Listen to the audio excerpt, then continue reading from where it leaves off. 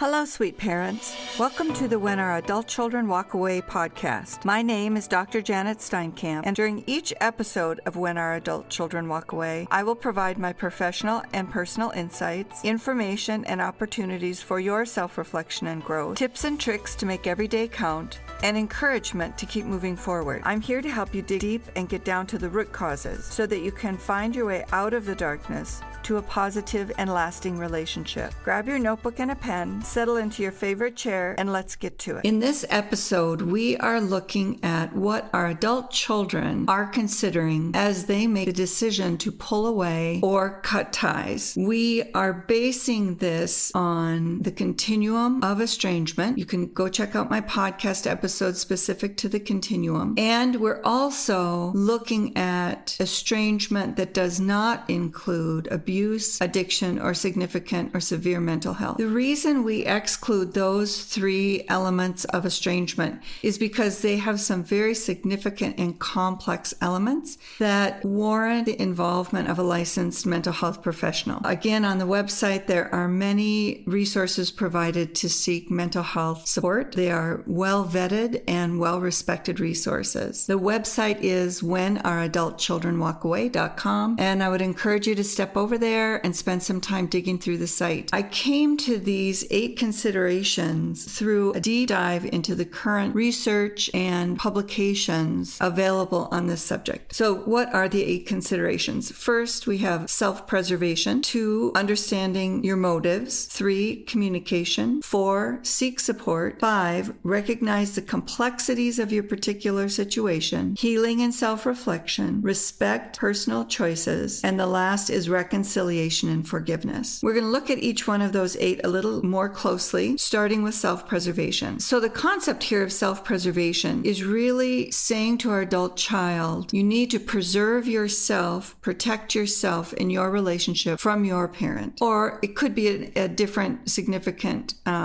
family relationship, but for our work, we're really talking about the adult child and their parent or parents. So in this self-preservation, our adult children are encouraged to protect and prioritize their mental, emotional, and physical well-being. They are encouraged to consider pulling away based on the level of distress they're feeling in their relationship with us. The concept or the thought that they need to protect themselves from us is incredibly difficult to accept. We go right back to our grief cycle. We go into disbelief, we get angry, and we become discouraged. We begin to lose our hope, and we might check into some depression. Self-preservation is a primary element of why and how our adult children decide to pull away. The second, understand your motives. So they're encouraged to reflect on the reasons they're considering problematic. What are their motivations for pulling away? They're encouraged to consider what their needs are, what their concerns are, and what their goals are. So this is where, if you're hearing from your adult child that they're saying,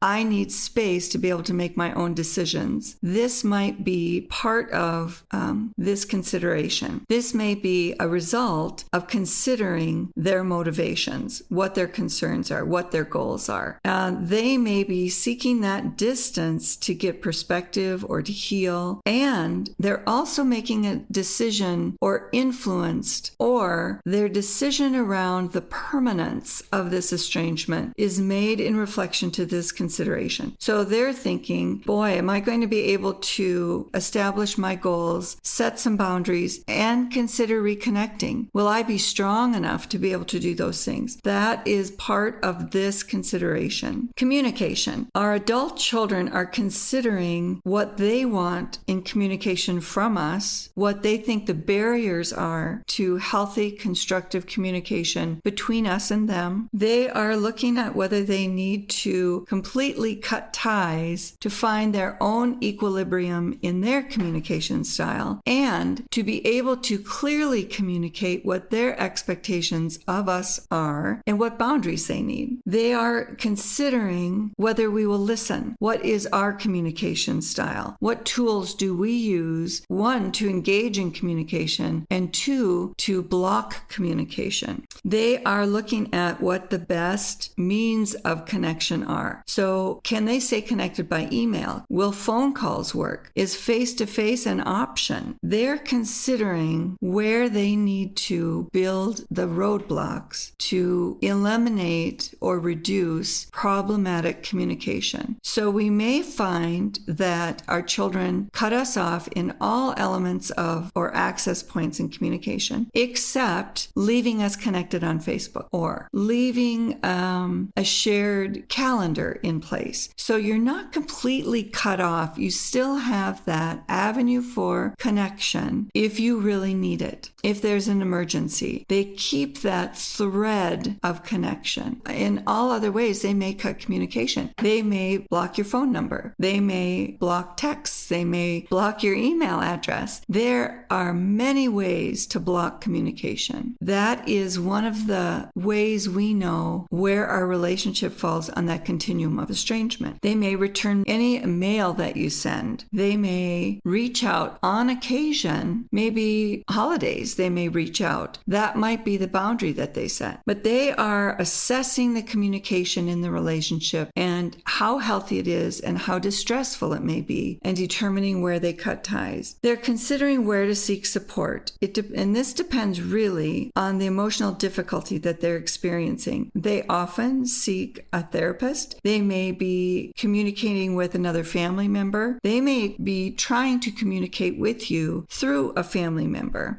And they are also looking at support groups. The internet has a wide variety of support groups available. Many are free. These Facebook resources are really, we can find any type of virtual support that we're looking for. Spiritual, philosophical, political, all of those things relative to how connected we are. So they're also then looking at the complexities in the relationship. We all know our relationships are complex, multi-dimensional, and estrangement is exactly the same. It's rarely black and white. The feeling of being cut off is very black and white. That feels immediate. The complexities of the relationship are reflected in the complexities of estrangement and the deciding factors that they consider before or in the process of cutting ties. There are pros and cons. There are pros and cons unique to each relationship, and we know what they are. We understand. The good thing about the complexities is that they also evolve. We grow and change. Our adult children grow and change. The circumstances of the world change. We saw that in COVID. There was a real switch in people cutting ties with their family, or on the other end of the continuum, moving in with family and really depending on them for their support. In the healing and self-reflection, our adult children are taking the opportunity for self-reflection, personal growth. Can they do that and stay connected to us? Will we honor and respect their need for space to grow and change? It's interesting that we hear in retrospect adult children tell us they didn't really cut us off. We felt estranged, and they felt like they were taking a time out. They felt like they were taking the space they needed to make the changes and reconsider who they wanted to be in the family, who they wanted to be in their own life, and as they went forward and developed their own family. This is common when there's an estrangement that revolves around a new significant other that our adult child chooses that we don't agree with, that doesn't mesh with the family. They have to separate to keep harmony in their primary relationship. We are no longer primary. We are no longer the primary influence or consideration in their life. This new person is. And whether we like them or not, that's the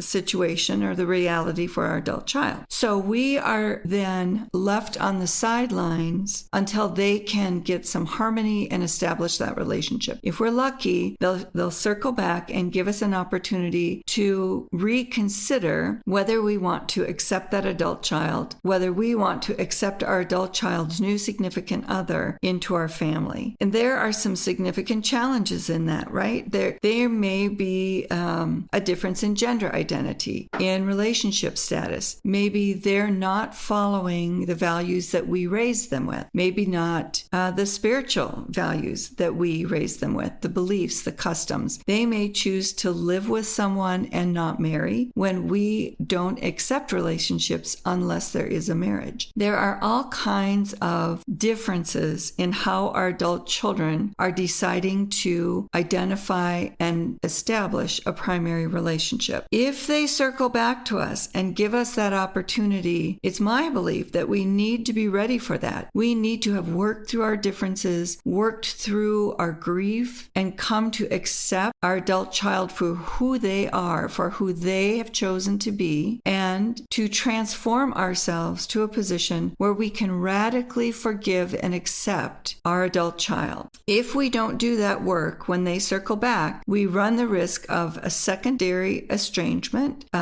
which can be more severe and more permanent. The seventh consideration is the respect for personal choices. This is all grounded in boundaries. So they've made personal decisions or are making personal decisions that we disagree with, and they want to build boundaries around that we are asked and expected to respect. We also get to establish boundaries, and we really have the right to establish the level of respect we want for our boundaries. If you're out in the internet support groups or on the Facebook groups, we'll often hear stories about parents who their adult child only check in with them when they need money, or they only check in with them when they need childcare, or they only check in with them when there's some sort of personal crisis that they need our assistance with, and then they disappear again. We can have boundaries around those situations, and there are ways to create those boundaries so they are not in your face, black and white, this or that. We can choose to create a structure around money that we can communicate and still engage our adult child in our life. For example, we decided when our adult child was not in communication with us that we really needed to deal with the financial aspect of what we perceived to be kind of a deep pockets perception. So in the sense of finances, we started establishing limits that, how much were we willing to provide for a wedding, so to speak. If she came back and said, we're going to get married and, how much are you able to contribute to this wedding? Or she just started making plans and expecting money from us. We needed to be proactive about that. So we developed a framework that where we would say proactively, without her asking the question, hey, I have been doing some financial planning and we have really allocated for weddings for all of our children X number of dollars. So when you're ready and if you need money for that celebration or a wedding, that's what we have dedicated to that event for you to access. There are ways to set boundaries that are proactive, respectful, supportive, and we have to hold the boundaries too. So the last of the considerations really is about forgiveness. Forgiveness that allows the potential for reconciliation or reconnection, rebuilding some of the elements of relationship that have been cut off. Maybe it's communication, maybe whatever your circumstances are. So we start with looking at self-forgiveness. And this actually applies to both the parent and the adult child. Again, in this podcast, we're really looking at how it affects the adult child. So how do we forgive ourselves for what we contributed to the conflicts in the relationship? How do we forgive ourselves and accept that we've cut our parents off? If we're the adult child, that's what we're thinking about. It is countercultural to cut ties with parents. It's becoming more popular and kind of trendy. From a cultural perspective, it is still not mainstream. I believe there's a biological desire for people to stay connected to their family of origin. Maybe not in the way that they were connected growing up, but we all still are driven to connect with our family. The quandary in estrangement is how to stay connected and stay healthy and reduce conflict, be able to develop your own life the way you want on your terms, and be accepted by your family so you can stay connected. And then we look at the forgiveness of the other party. How do they, in this case, come to forgive us? Can they forgive us? If they forgive us, does that mean they want to pursue reconciliation reconciliation. You can forgive someone and never reconnect. You can forgive and not forget. You can forgive and begin to open the door to reconnect if you choose. Conversely, the parents also get to decide if they want to accept the opportunity to reconnect, leave the door open for reconnection, stop attempting to reconnect, and both parties get to choose the degree of reconciliation. How much are we going to trust each other? How much do we divulge? How much now in this new adult child and parent relationship where the parent is no longer the primary influencer? How much do we want to divulge to our adult children? How much do we want them to divulge to us? There are things I don't want to know about my adult child's relationships. I don't want to know some of the stuff that's going on because I know I will have an opinion. I know then I will be expected to have that information and not have it trigger old behaviors. It's hard for us to imagine that the unraveling of our family actually provides opportunities, but it does. We have the opportunity in this estrangement to look at our behavior, our needs, our wishes, our desires from these 8 considerations. Both parties can look at and measure these